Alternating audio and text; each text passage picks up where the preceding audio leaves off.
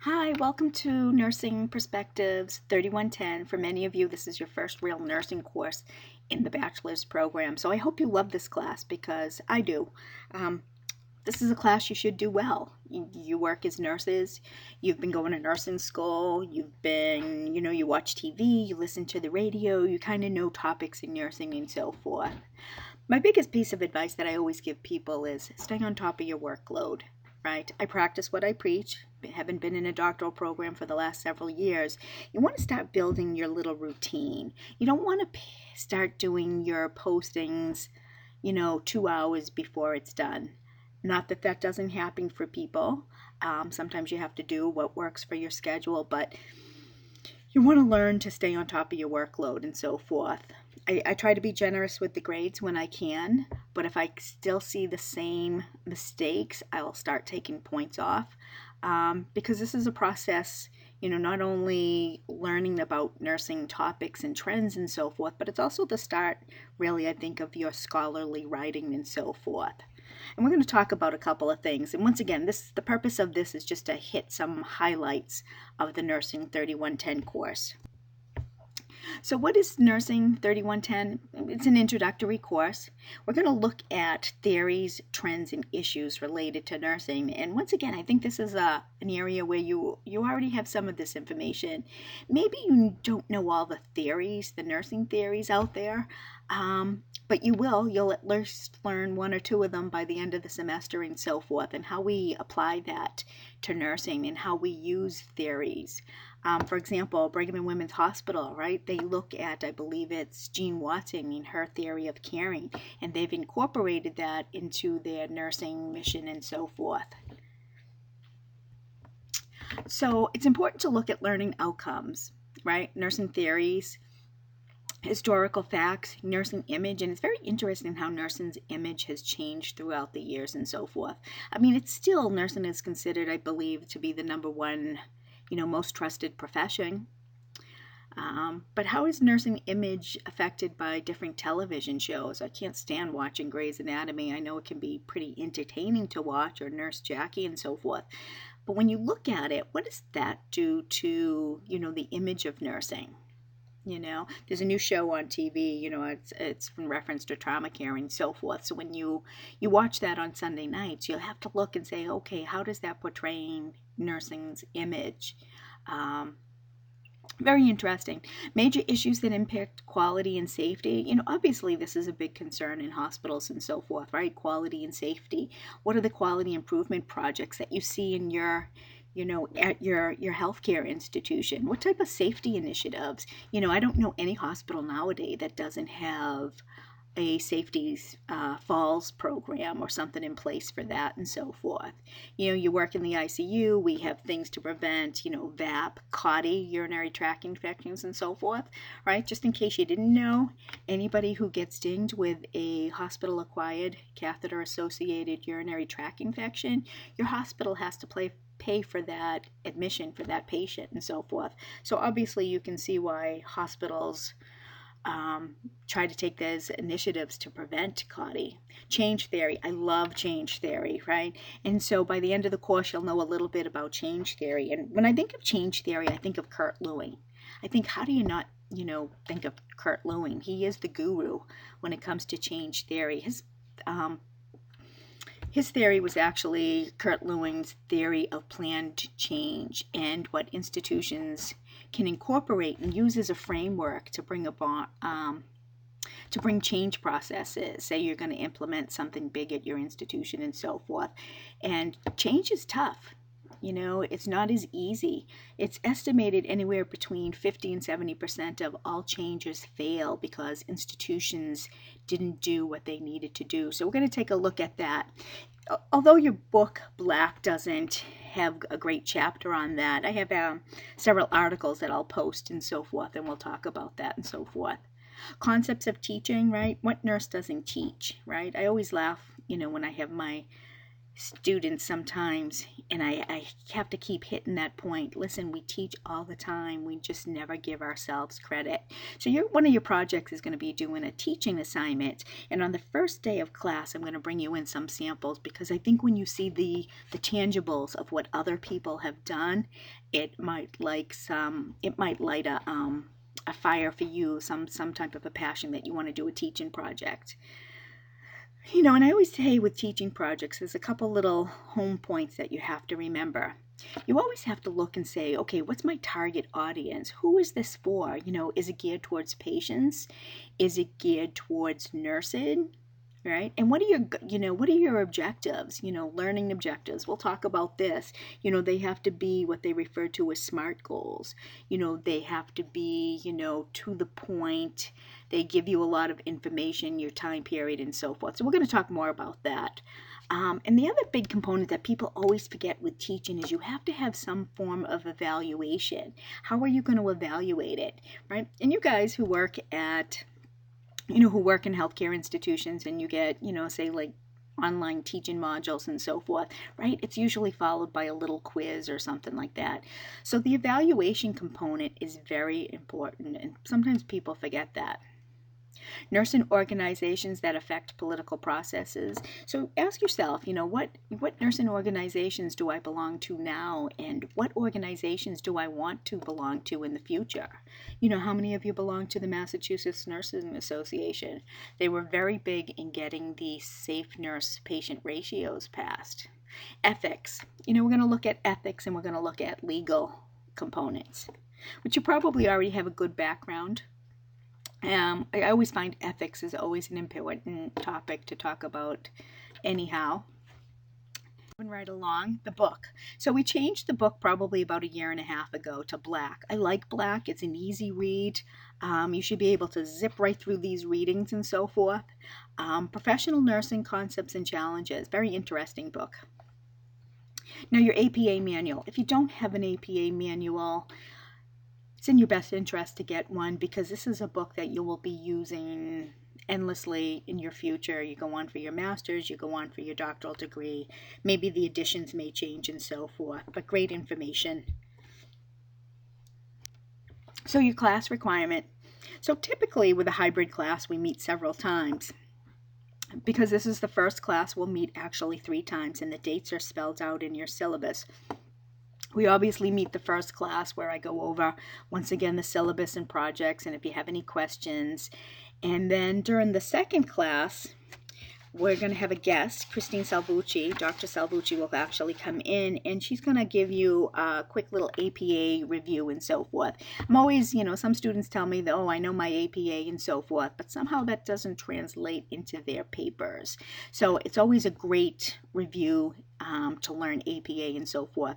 You have to know it. You're going to have to know it for your future. So it's always a wonderful class that Christine does. The other thing that she's going to talk about is your e-portfolio, which is just such a great product to have. I wish I had one of these, because those of you who are creative people will love this component. Some people talk about their whole nursing journey, from when they first started. They might do a PowerPoint presentation, they might do a video. It's really a neat thing to do, and Christine's going to go over that. So that'll be our second class.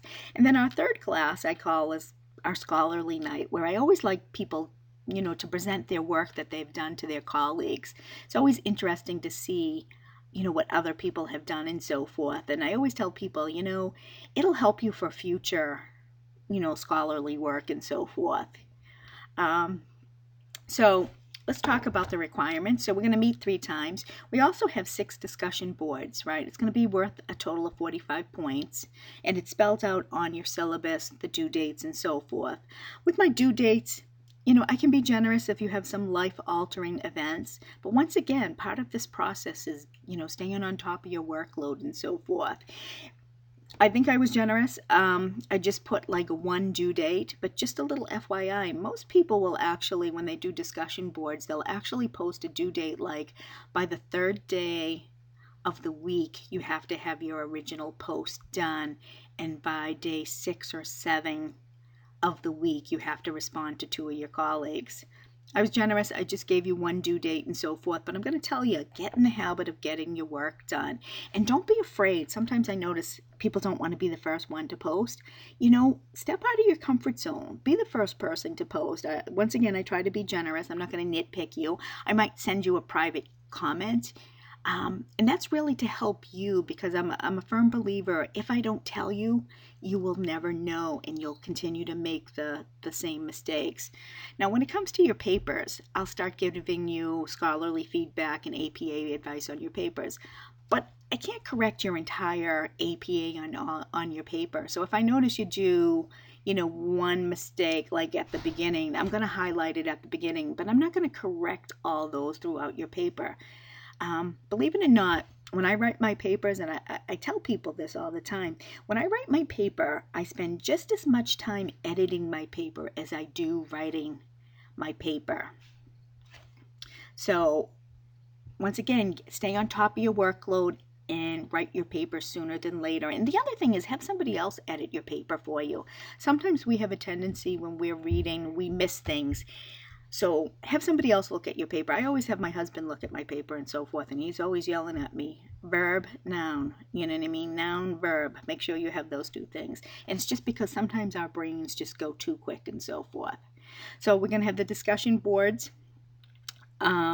Once again, with your discussion board, I want to see you referencing material and so forth. Try to build up to 2 and 3 references. If it's not your original thought, you need to reference it. So obviously you're going to be referencing your book, but you know what? Why not broad out and see if you can get a reference, maybe an article and so forth. By the time you hit your master's and your doctoral level, you'll be doing those type of things.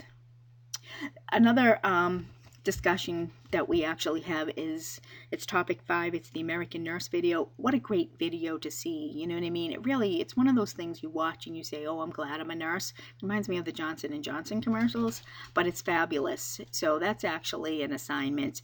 And then there's actually a discussion question with that and so forth. It's worth 5 points. It should be an easy 5 points for you. We also have what I call 4 major assignments and a minor assignment.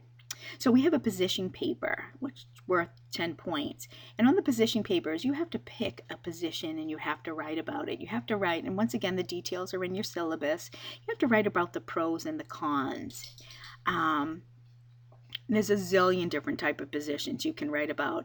Some of the things I've posted actually come from the Institute of Medicine. They have some great papers out there that you can read and you can look at and say, wow, this would be a great position paper. I think of, 8 versus 12-hour shifts. What's your position on that? Safe patient ratios. That was very big, remains very big. But you can find a zillion different things. Once again, going back to the Institute of Medicine, they talk about, an easy transition for education. And they talk about, bachelor's degree, having 80% by the year 2020. So you can find a lot of great things. So in some ways, it's endless, your position paper. Once again, it's worth 10 points. The due date is in your syllabus. Your philosophy paper, another 10-point project and so forth, right? And once again, with these papers, it's not only, what are you writing, but, how are you writing? It's your scholarly journal. So you want to make sure that your APA is perfect, or at least close to it. All right, so your philosophy paper. What's your philosophy on nursing? And it's your personal philosophy and so forth. And I think this is really a great paper. And this is a paper that you want to do a great job and maybe put in your e-portfolio. When you go on to your master's and your doctorate level, this is a paper you're probably going to go back and look at. And you're going to say, wow, how has my philosophy changed? Has it changed? What do I consider more important now than I did, say 5-10 years ago? So it's a great project to work on. Your teaching project, once again, you're going to do a teaching project on anything you want. And the key things are, who's my audience, what are my objectives, and how am I going to evaluate this? One of our last projects is our theorist presentation and so forth, and there's more details in your syllabus. This is a big project. It's worth 20 points. It consists of doing a paper, and it's either a PowerPoint or a poster to share with your colleagues.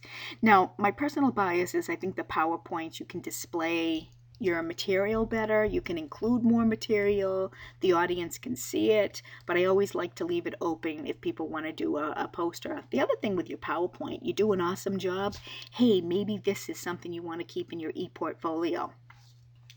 Now, what I refer to as a minor project is the PowerPoint presentation on what I call a safety concern or evidence-based project. This might be something you see in your clinical facility and so forth, and you want to share with your colleagues. And it's really so that we can learn different things from one another, and what other institutions are doing, and what is the research, or what does the evidence show us on that, right? It's 5 points. It's a PowerPoint presentation that you'll actually download and so forth. It's just a great, and there's endless things that you could come up with, right?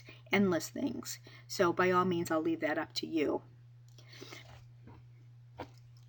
Some people forget, because it's a hybrid class and so forth, and because we don't meet, right, I always have to show that I have the equivalent hours of work when we're not in class and so forth. So that's why you'll find that you always have work to do and so forth.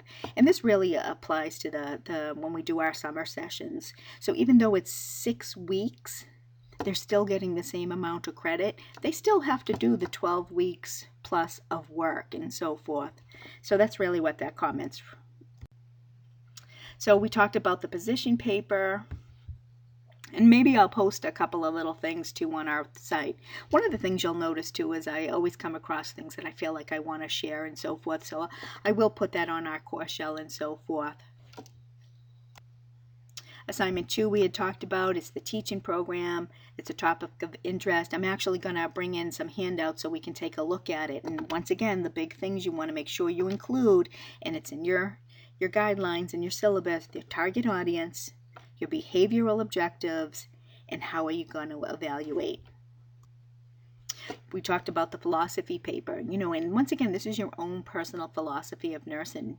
You want to identify key concepts, right? And one of the comments that, that I find, or most students actually identify with, is the concept of caring and so forth of Jean Watson. I'll tell you a couple little stories. I actually had lunch with Jean Watson. She's just this incredible person.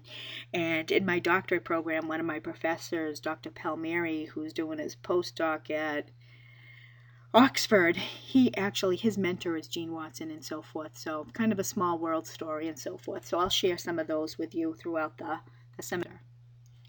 Your group presentations, I will let you, if you have somebody you're really close with in the class and you want to work on it together, I try to be flexible when I can.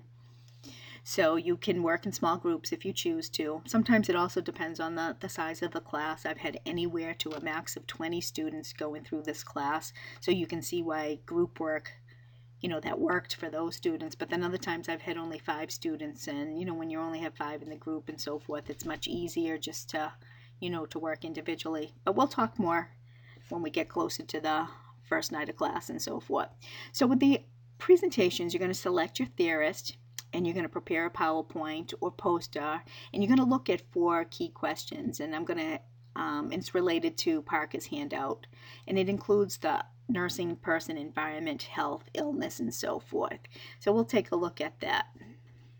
And once again, this is your big project, so you want to make sure that, you start early and you do a wonderful job. And my experience has been that people do a wonderful job, so I know that you will. So look at the rubric. The rubrics are all posted, right? Just in case you didn't know about rubrics and so forth. Rubrics, they're great. I don't know any academic person nowadays who doesn't use a rubric. Even my kids in school, whenever they do projects and so forth, there's a rubric for their projects and so forth. Rubrics are great because it makes things very objective and it's not subjective. This teacher liked my project, but he didn't like so-and-so's project. Rubrics make things objective and so forth, right? And we talked about this too. Part of your journey is to become more scholarly. So a little piece of advice: when you are referencing other pieces of material, Wikipedia doesn't count, right? It's not a scholarly journal. You want something peer reviewed and so forth. Even, nursing RN, that's probably not the best journal either. You actually want something like maybe it's Critical Care Magazine, right? American Journal of Critical Care and so forth. You want Heart and Lung. You want more peer-reviewed scholarly journals. We'll talk about this too. Right? One way to look at your sources, scholarly journals, right? Scholarly journals typically have research, right? Um, Authors are usually experts in fields. They usually have a long bib list that's cited. Um, and we can go, if you ever have any questions too, you can always email me and I'll get back to you. So once again, learning APA is very important. I am going to post some items that'll help you. One of the things I use all the time when I do my APA writing and so forth, I use a template. I just love using a template. Everything's formatted because once again, when you're doing APA, it is also the presentation of your paper and so forth. At this point, you should not be passing in any paper that doesn't have a title page. One of the things I will let you do though is when we get to your teaching project and you present your teaching project, I usually ask people to send me in, and it's in your syllabus, like a one-page type thing, just identifying what your project is for the teaching assignment, who your target audience is, and your objectives and how you're going to evaluate it. It's just a quick one-page type thing, so that doesn't have to necessarily be APA-ish, but I just want to make sure you're on track with this program so that you can get your full allotment of points when it comes to this project. The other sources here, right, I had already mentioned the APA manual. It's just totally worth investing into a copy. But if you're ever in doubt, sometimes you can just go online and you can look up Purdue OWL. They have the APA information.